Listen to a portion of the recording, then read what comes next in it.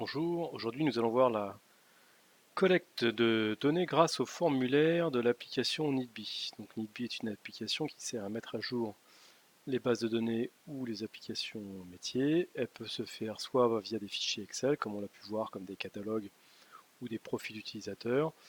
Et il y a une possibilité, une fonctionnalité de passer par des formulaires que le client peut tout à fait modifier selon ses besoins et de manière tout à fait intuitive et facile à la demande, hein, ça se fait en quelques clics. Il peut tout à fait mettre à jour ses formulaires. Donc on va prendre un cas d'application. Le cas d'application ici, c'est on a un, un besoin de collecte de retour sur une étude sur un médicament. On a distribué les médicaments à différents médecins. Les médecins ont besoin de rendre un feedback sur ce qui s'est passé sur les médicaments. Donc aujourd'hui, ce qui se passe, c'est que ces formulaires sont souvent faits sur Word ou sur Excel, ils sont envoyés par mail, et puis derrière, il y a une équipe qui va ressaisir dans une base de données, évidemment, pour consolider tous ces feedbacks, on a besoin d'une base de données pour pouvoir sortir des chiffres. Là, on vous propose de donner accès directement à un formulaire. L'intérêt du formulaire, c'est qu'il n'y a plus d'erreur de saisie, évidemment, qui représente tout le problème de la saisie manuelle.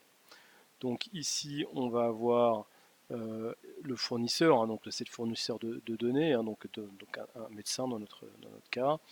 Il va aller directement sur l'application Neatbee, il va saisir directement dans le formulaire. Ce formulaire est mis à jour en direct, hein, avec les référentiels clients, ce qui permet d'avoir les bons numéros de série, les numéros d'études, les numéros de projet.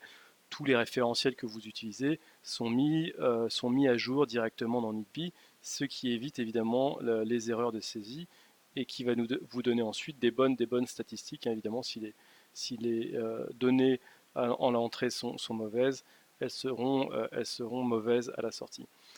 Une fois qu'il a rempli son formulaire, il n'aura plus qu'à appuyer sur un bouton pour envoyer le formulaire directement dans la base de données du client. La base de données sera donc mise à jour directement. Dans les faits, à quoi ça ressemble?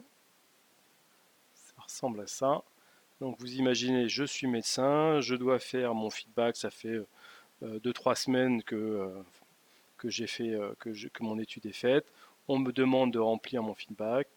Je vais aller ici. Alors ici, bon, je viens de faire, on a mis juste un médicament. Évidemment, ça pourrait être une dizaine de médicaments, mais peu importe, ça peut être n'importe quoi, hein. Ça peut être des listes de prix, ça peut être des fournisseurs pour des clients ou pour des distributeurs. Je ferai sans doute aussi une démo là-dessus. Donc en tant que médecin, je vais ici, je vais appuyer sur feedback. Donc on a toujours la possibilité de remplir des fichiers Excel.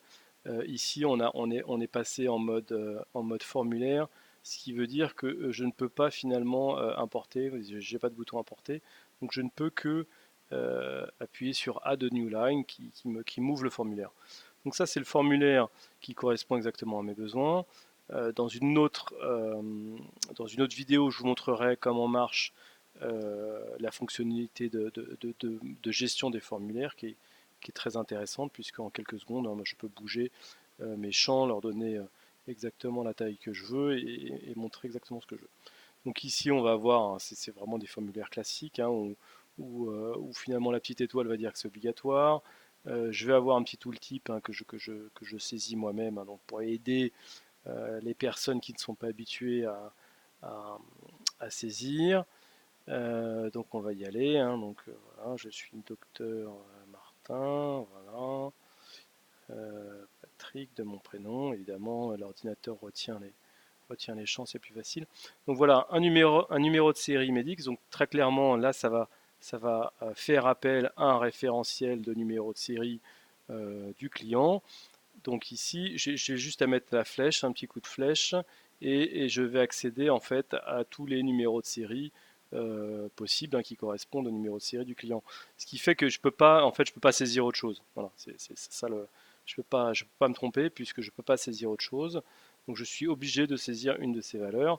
Si je m'amuse à rajouter, hein, évidemment, à rajouter une valeur comme ça, quand je vais créer la ligne, ça va être, voilà, ça va être refusé, hein. donc c'est pas la peine. Donc je vais reprendre un numéro de série de la ligne. Ici je vais continuer, alors évidemment je peux pas, je vais pas faire créer la ligne tout de suite, ça va me créer la ligne.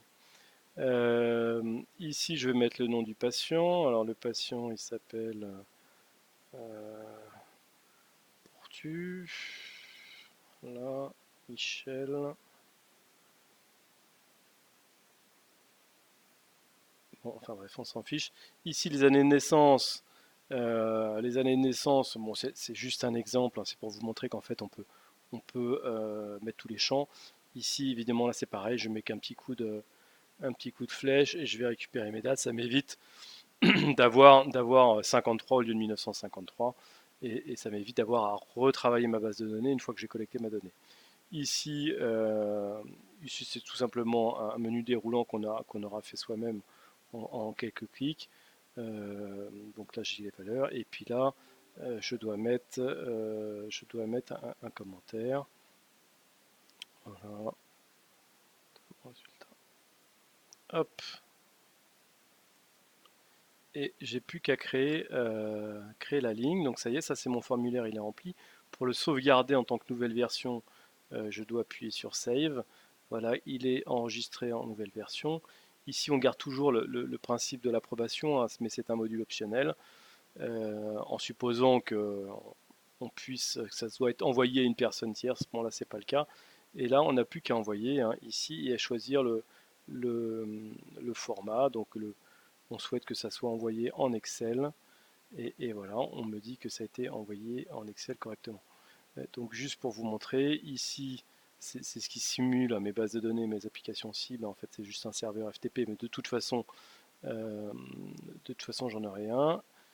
Si je clique voilà, dans Medix, je vois bien que 17h46, il est là. La nouvelle, et voilà, je retrouve mon formulaire. Et voilà, c'est aussi simple que ça, le formulaire est mis à jour dans la base de données. Je vous dis à très bientôt pour une explication sur la gestion des formulaires en eux-mêmes.